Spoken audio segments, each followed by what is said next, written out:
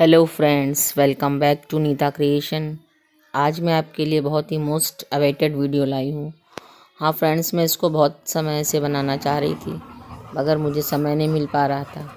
मैंने आप लोगों से कहा था कि मेरे घर में जो भी ग्रंथ हैं, जो भी पूजा की किताबें हैं, पुराण वगैरह, वो मैं उन सबको दिखाऊंगी कि मेरे पापा जी को बहुत ही धार्मिक प्रवृत्ति के हैं और वो गीता प्रेस से काफ़ी सारी किताबें मंगाते रहते हैं। कई तरीके के पुराण हैं, तो मैं आज आपको उन्हीं सब धार्मिक पुस्तकों के दर्शन कराऊंगी और उनके बारे में कुछ बातें बताऊंगी फ्रेंड्स।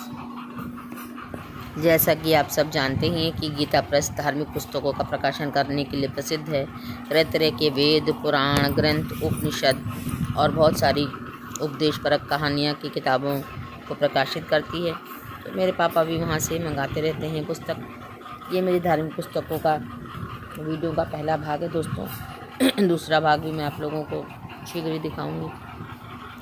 सर्वप्रथम इस वीडियो में मैंने श्रीमद् भागवत पुराण के प्रथम और द्वितीय खंड को लिया है, श्री रामचरितमानस को लिया है, श्री कूर्म पुराण को लिया, श्री वाराह पुराण को लिया, श्री लिंग महापुराण को लिया है, श्री गंगा अवतरण की कथा को लिए, सेवा अंक लिया है, श्री गोस्वामी तुलसीदास जी की विनय पत्रिका को लिया है और ऐसी ही बहुत सारी पुस्तकें और हैं दोस्तों मेरे पास, जिसका मैं दूसरे भाग में आपको वर्णन करूँगी।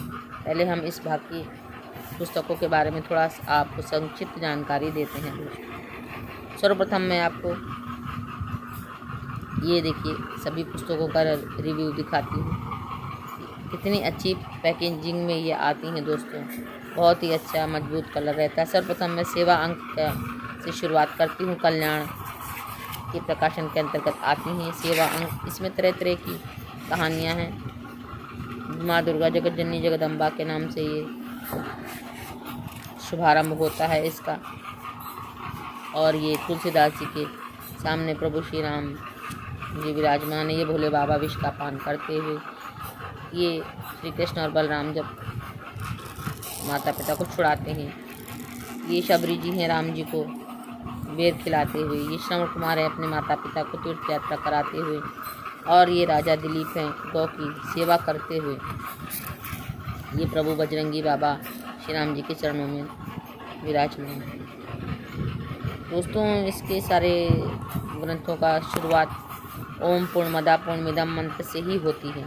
अब हम श्री वाराह पुराण की तरफ चलते हैं, जो प्रभु विष्णु भगवान के वाराह पुराण के अवतार के बारे में पूरी कथा है। इसमें दोस्तों तरह तरह के चित्र भी बने हुए हैं जिससे हमको सब समझ में आ जाए और शुद्ध हिंदी और शुद्ध संस्कृत में इसमें सारी बातें दी हुई हैं। संस्कृत पढ़ने वाला संस्कृत पढ़ सकता है और हिंदी पढ़ने वाला हिंदी पढ़ के समझ सकता है। अब हम आते हैं श्रीलिंग महापुराण की तरफ, जो प्रभु भोले बाबा मेरे आदि देव देवादिदेव महादेव के बारे में पूरी कथा है दोस्तों।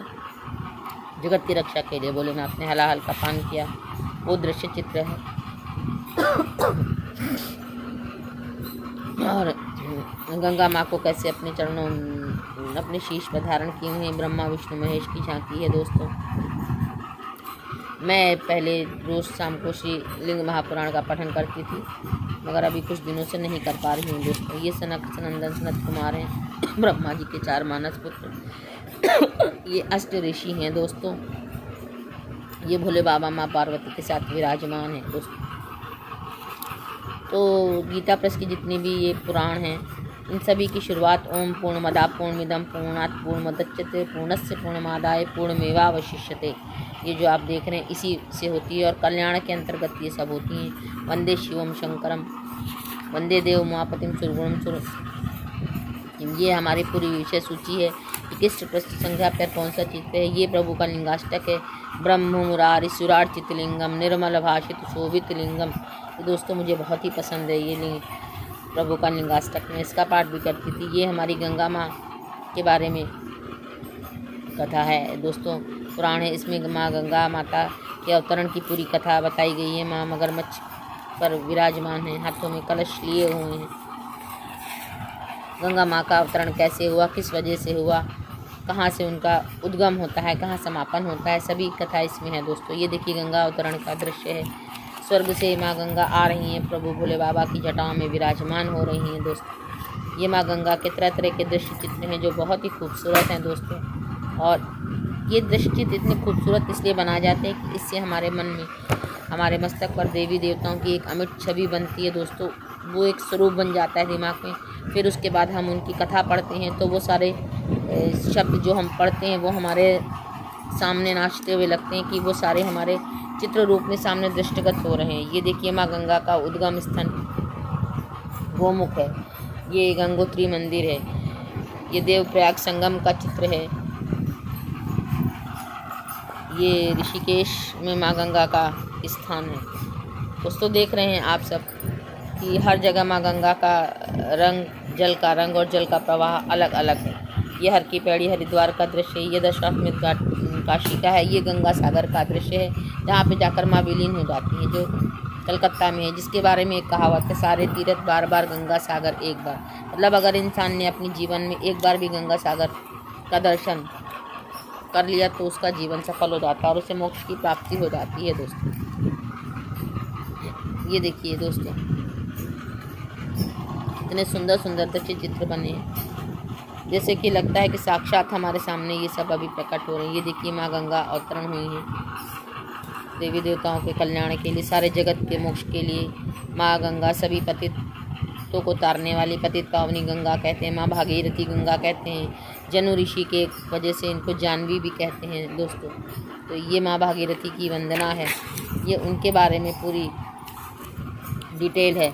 उनका स्मरण, प्रसाद, आशीर्वाद किस पेज पर है, कैसा है, इन तो सब की डिटेल्स इसमें दी हुई है। समय निकाल कर हमें इन सब ग्रंथों को ज़रूर पढ़ना चाहिए दोस्तों, जिनसे हमें अपने देवी देवताओं के बारे में बहुत ही अच्छी और महत्वपूर्ण जानकारी प्राप्त होती है दोस्तों। ये है हमारे भारतवर्ष की सबसे महत्वपूर्ण ग्रंथ जो है श्री रामचरितमानस, जिसमें प्रभु श्री राम का अयोध्या धाम का पूरे श्री राम परिवार का दरबार का वर्णन है दोस्तों।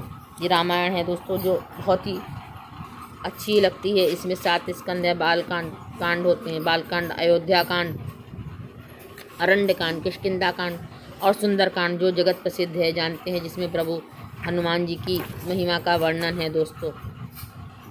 मैं जब मंदिर में रहती थी रोज़ शाम को आरती के बाद रामायण के 2 या 5 दोहों का नियम से पठन पाठन करती थी दोस्तों। मगर आजकल मैं कुछ पढ़ नहीं पा रही हूँ क्योंकि काफ़ी दिनों से मेरा स्वास्थ्य सही नहीं चल रहा और मुझे समय भी नहीं मिल पा रहा है। मगर चूँकि पितृपक्ष शुरू हो गया है तो पितृपक्ष में मैं रोज़ शाम की दीपक जलाने के बाद श्रीमद् भगवत गीता के 11वें अध्याय के महात्म्य का पाठ करती हूँ और अपने पूर्वजों को सुनाती हूँ और अपने घर वालों को भी सुनाती हूँ, जिसमें श्री कृष्ण भगवान ने अर्जुन को गीता का उपदेश दिया और अपने स्वरूप का महात्म्य का ज्ञान कराया है दोस्तों।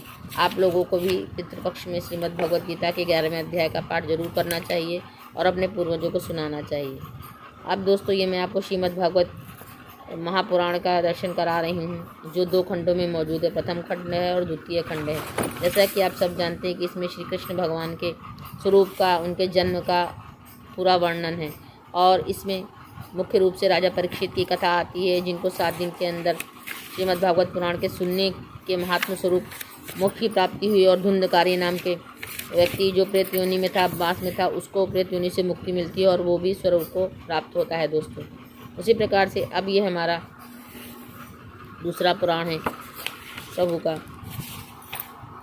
कूर्म पुराण है, जिसमें प्रभु भगवान विष्णु के कूर्म रूप के अवतार के दर्शन होते हैं और वो कूर्म रूप उन्होंने क्यों धारण किया, किस वजह से धारण किया और उसका क्या प्रभाव रहा, उस सब की पूरा वर्णन इस पुस्तक में है दोस्तों। और इसमें चित्र जो बने होते हैं, गीता पर से चित्र बनाते हैं, इन्हें बहुत अच्छे कागज़ों का इस्तेमाल करते हैं। बहुत ही सुंदर और रंगीन चित्र होते हैं जिससे मन भक्तों का उसकी तरफ लगता है।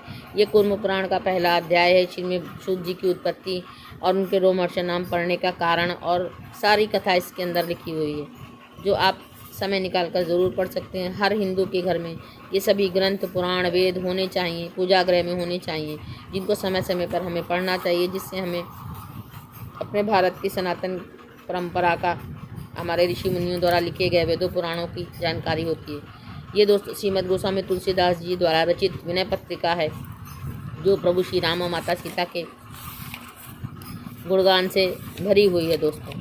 इसमें श्री तुलसीदास जी ने अवधी भाषा में श्री गणेश जी की स्तुति, शिव जी की स्तुति, सूर्य जी की स्तुति, सभी की स्तुति की है और सभी के बारे में कुछ ना कुछ चौपाइयाँ लिखी हैं, दोहे लिखे हैं और बहुत ही सुंदर वर्णन है दोस्तों इसमें। दोस्तों आप सब जानते हैं कि वेदों का जब हम पठन पाठन करते हैं तो हमें एक अलग ही शांति, ऊर्जा, उत्साह मिलता है और अपने जो है धार्मिक ग्रंथों की जानकारी मिलती है जो हमारे लिए बहुत ही ज़रूरी है दोस्तों। अगर हम इन सब चीज़ों का पठन पाठन करेंगे तभी हम अपने आने वाली पीढ़ियों को भी इसका ज्ञान दे सकेंगे दोस्तों। ये मेरी छोटी सी कोशिश रही है इसको दिखाने की। अब ये हमारा श्री वाराह पुराण है जिसमें प्रभु के 12 रूप का वर्णन है दोस्तों। ये श्री प्रेम सुधा सागर है जिसमें श्रीमद् भागवत के 10वें स्कंद का वर्णन है, जिसमें प्रभु श्री कृष्ण का वर्णन